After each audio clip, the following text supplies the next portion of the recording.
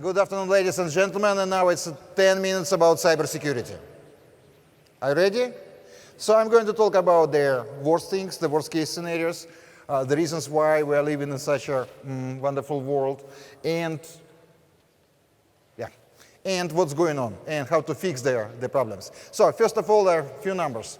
Our customers, they're connected to our cloud services, so we see how many of them they were attacked within last year. So in 2015, more than 60% of our customers, they were very close to being infected. So actually our product stopped infection just before their gadgets or computers, they got their malware.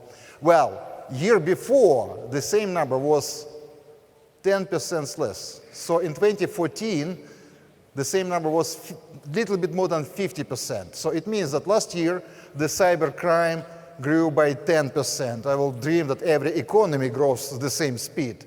Unfortunately, only the cyber state is going in this way. So the numbers which we process, they're huge, but most of them, they're just like a basic complexity attacks or the middle level attacks. But unfortunately, we see more and more cases when they're cyber attacks, they're extremely professional. And I'm pretty sure that I don't need to explain what the CyberCRIME is. They're highly sophisticated attacks on banks and financial services. These guys, they managed to infect even very well-protected networks, the bank networks, and they were managing banks, including, for example, ATMs. So they released cash through ATMs. And, well, thanks to these guys, my company now looks even more impressive. So in our underground parking, we have ATMs. No cash, unfortunately, but we use it for tests, for investigations. So from time to time, I see my engineers, they are working with these ATMs, one hand with a mobile phone, and the second hand typing on the keyboard.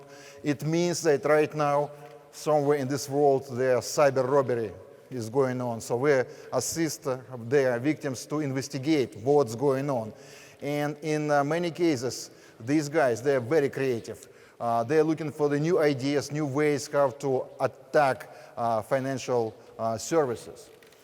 The good news is that last year there was a very successful investigation, and many of them, they were arrested. The bad news is that not all of them. And they're spreading around the world, and they're bringing these technologies, these ideas to other nations. Well, actually, CyberCRIME is a Russian-speaking gang. So in the past, we saw most of the attacks in Russia and Ukraine, and just a few in the West and the East. Now we see hundreds of victims in the United States, in Europe, in Asia, well, in Russia as well. Well, not all of them, they are banks, not all of them, they are financial, they are supermarkets as well and others, but they're same techniques, same people. It actually means that these gangs, they're very professional cyber gangs, they're getting more and more international, and they speak different languages. And unfortunately, they are available.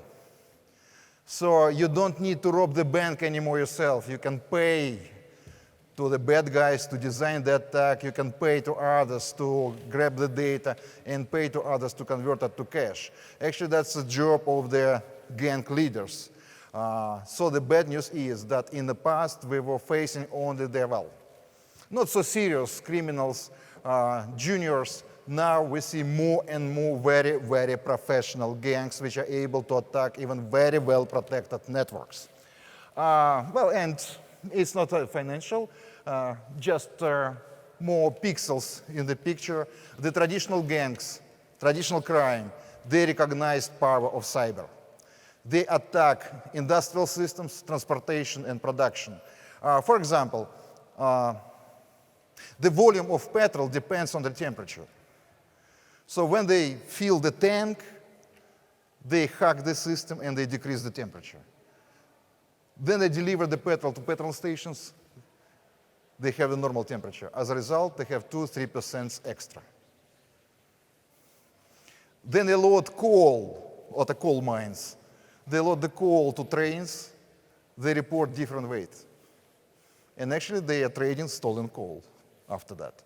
So the gangs, the traditional gangs, they recognize the power of cyber world, and now they employ cyber criminals to attack industrial systems, and they're getting more and more close to each other. What's next? So we have a very professional cybercrime, we have a traditional crime in the cyberspace. I'm afraid the next cyber terrorism. And it's not only attacks on the physical infrastructure and telecommunication. I'm afraid about the cyber terrorist attacks on the financial services to paralyze or destroy them. I'm afraid it's very, very, very possible. Yes or no? I'm afraid yes. And actually, there's no solutions based on the existing operating systems which we use, individuals and businesses. All the systems are vulnerable, and unfortunately, there's no solution can guarantee 100% security based on the systems. So, now the question, why we are living in such a dark age? Well, I call it the middle cyber age.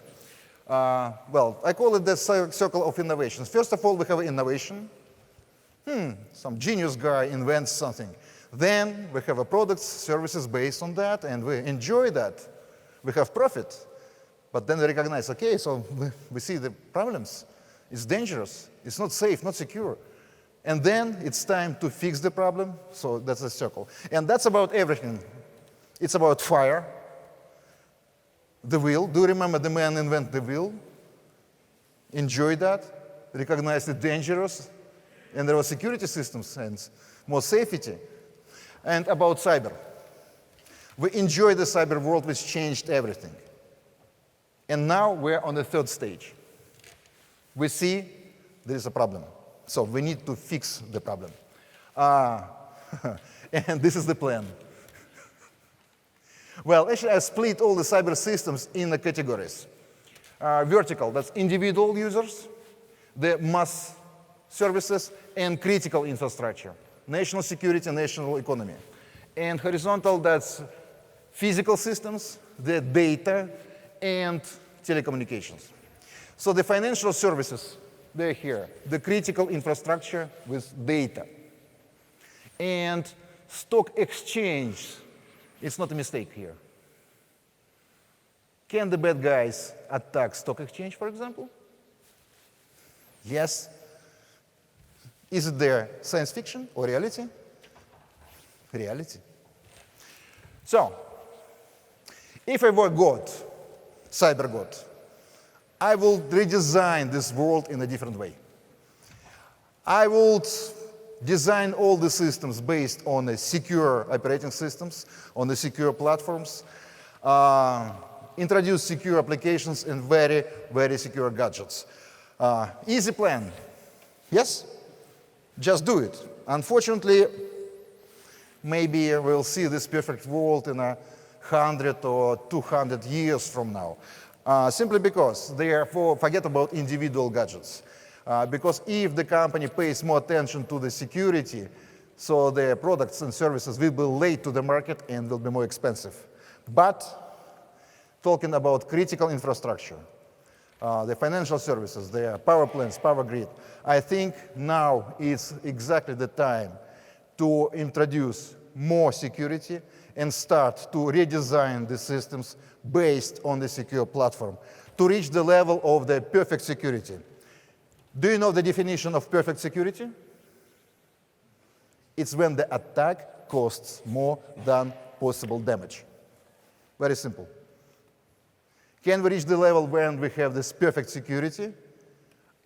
I think, and I'm sure, yes we can, by introducing extra security based on new technologies and services, and starting to redesign critical systems based on a secure operating system, secure platforms, and introducing more immunity to applications, services, and networks. Actually, that's easy. Let's do it. Thank you.